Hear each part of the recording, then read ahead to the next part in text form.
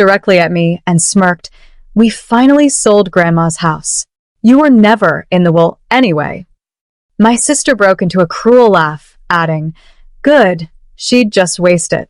The entire extended family watched, waiting for me to burst into tears or storm out of the room. Instead, I calmly reached for my glass, took a slow, deliberate sip of wine, and smiled back.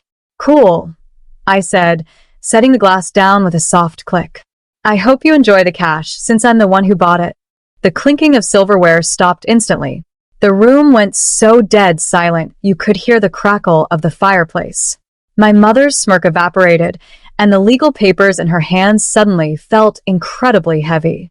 They thought they had successfully ruined me, but the real game was only just beginning. "My name is Sienna. I am 34 years old, and if there is one thing I have learned in my life, it is that family dynamics can be the most deceptive thing in the world. Growing up, our household was sharply divided by an invisible line. On one side stood my younger sister, Chloe, the golden child who could do no wrong in our mother's eyes. On the other side was me, the designated outcast.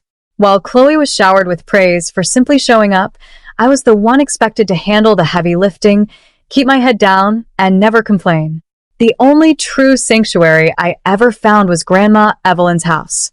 It was a beautiful, historic estate with a wraparound porch and a sprawling garden that she had tended to for decades.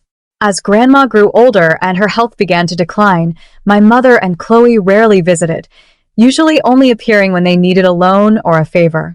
I was the one who spent my weekends there, mowing the lawn, cleaning the rooms, and sitting with her on the porch listening to her stories. Before we move deeper into how they tried to take this sanctuary away from me, I want to take a brief moment to welcome everyone here. Please take the or country you are watching this video from. I really want to see how far Grandma Evelyn's memory and this story have traveled across the world. During the final months of Grandma Evelyn's life, her health began to rapidly fail, and the true colors of my family became impossible to ignore. My mother and Chloe completely checked out, leaving me to handle the exhausting schedule of medical appointments, specialist visits, and late-night hospital runs entirely by myself. They couldn't be bothered to visit her, but behind the scenes, their greed was working overtime. One quiet evening, while I was sitting by Grandma's bedside, she looked at me with tears in her eyes and revealed a heartbreaking secret.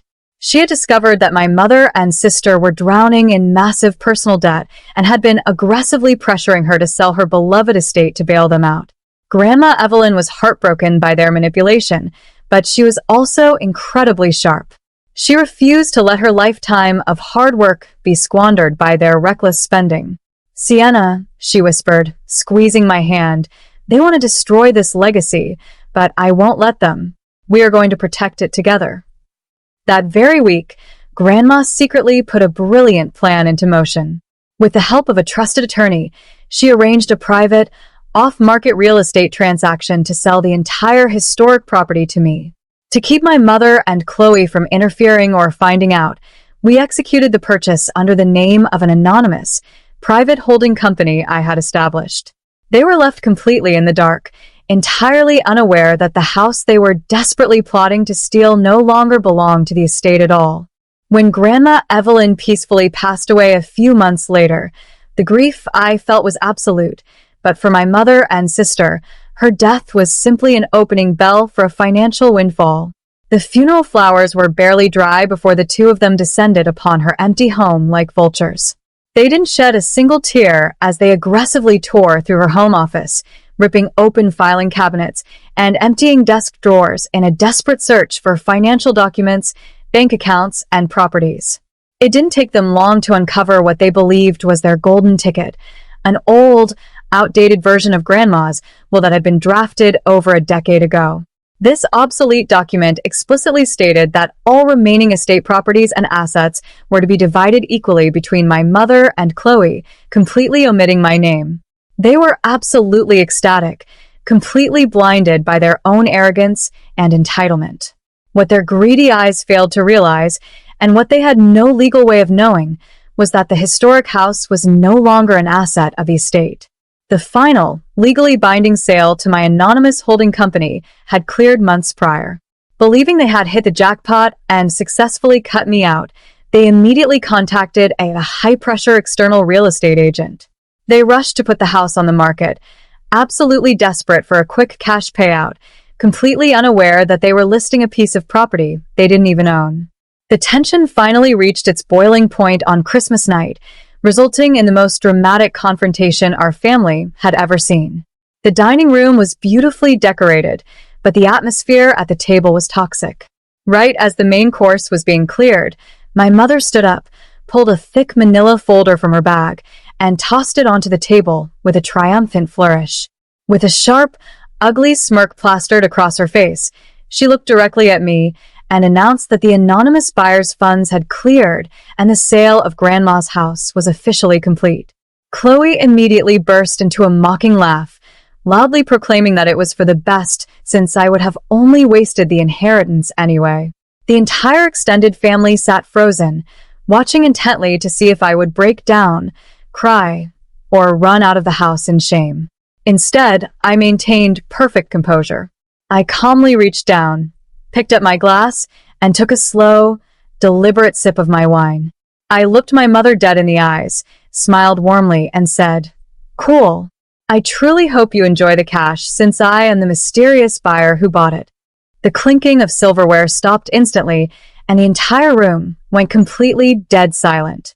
My mother's arrogant smirk instantly evaporated, and the legal papers in her hands suddenly looked like a death sentence. The sheer look of absolute, unadulterated panic that washed over Chloe and my mother was unforgettable as the terrifying reality began to set in. As the initial shock settled over the room, my real estate attorney, whom I had placed on standby, officially forwarded the complete legal transaction records to my mother's email. The room devolved into chaos as my sister and mother frantically scanned the digital documents, their voices rising as they aggressively threatened to launch a massive lawsuit to immediately invalidate the entire sale. They screamed about fraud and elder abuse, desperate to regain control of the narrative, but my expression remained entirely untroubled. I quietly signaled for them to calm down before delivering the ultimate, devastating twist that would completely destroy their remaining confidence. I explained that while the anonymous sale was perfectly legal and binding, the massive cash payout they were eagerly expecting would never actually reach their bank accounts.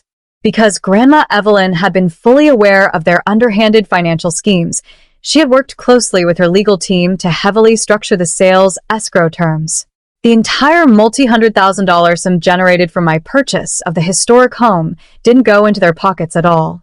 Instead, the legal framework mandated that the funds were automatically redirected to immediately satisfy the massive pre-existing family liens, unpaid property judgments, and thousands of dollars in back taxes that my mother had secretly accumulated and hidden from the rest of the family for years.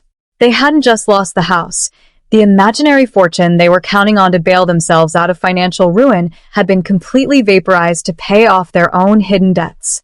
The immediate aftermath of that dramatic Christmas dinner was a swift and brutal reality check for both my mother and Chloe.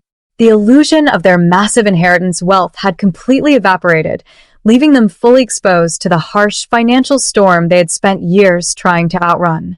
With the secret of their crushing debts out in the open and no incoming cash payout to save them, their aggressive creditors wasted no time moving in.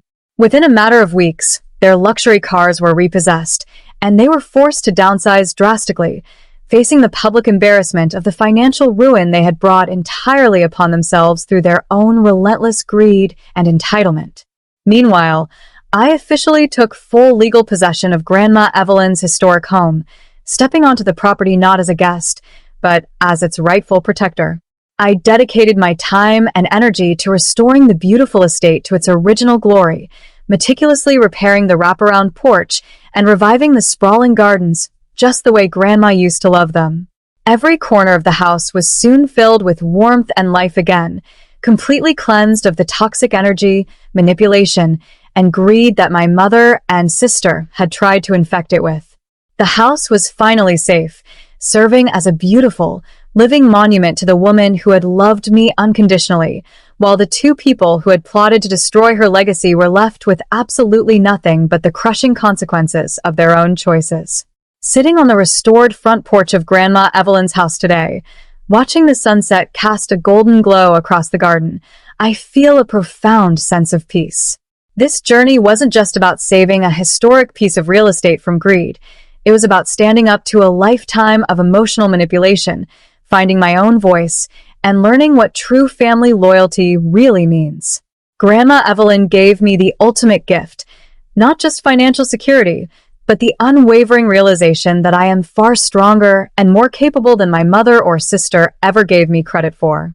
I have successfully turned this beautiful estate into a peaceful sanctuary for my own future, a place completely free from toxicity, where new, honest memories can finally begin to grow. Now, I am deeply curious about all of you who have stayed to listen to my story until the very end. What would you have done if you found yourself in my exact situation? Would you have walked away, or would you have fought to protect your family's true legacy? Please drop your... And if you enjoyed this journey of poetic justice, I am leaving 2 other incredible stories on the final, packed with unexpected twists that will definitely surprise you. Thank you so much for watching, and I will see you in